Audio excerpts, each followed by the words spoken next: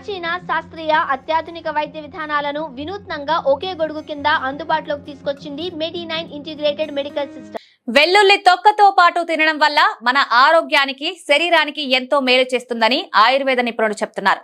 వెల్లుల్లో ఎన్ని పోషకాలున్నాయో తొక్కలో కూడా సమాన పోషకాలుంటాయని చెప్తున్నారు. విటమిన్లు, ఖనిజాలు, యాంటీ ఆక్సిడెంట్ల కోసం ఈ తొక్కలను తినడం చాలా అవసరం అంటున్నారు. వెల్లుల్లి తొక్కలో విటమిన్ ఏ, విటమిన్ సి, యాంటీ ఆక్సిడెంట్లు లక్షణాలు పుష్కలంగా ఉంటాయి.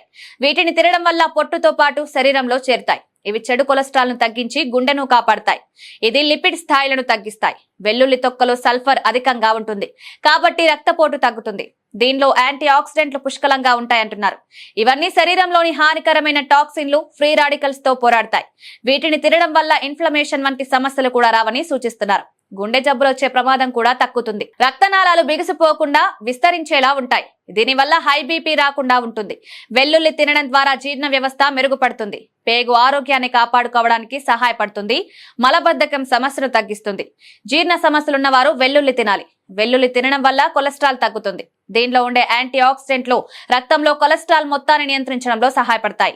తద్వారా గుండె జబ్బుల ప్రమాదాన్ని తగ్గిస్తాయి. పచ్చి వెల్లుల్లి కడుపును శుభ్రపరచడంలో సహాయపడుతుంది. ఇది కడుపులో గ్యాస్, ఉబ్బరాన్ని తగ్గిస్తుంది.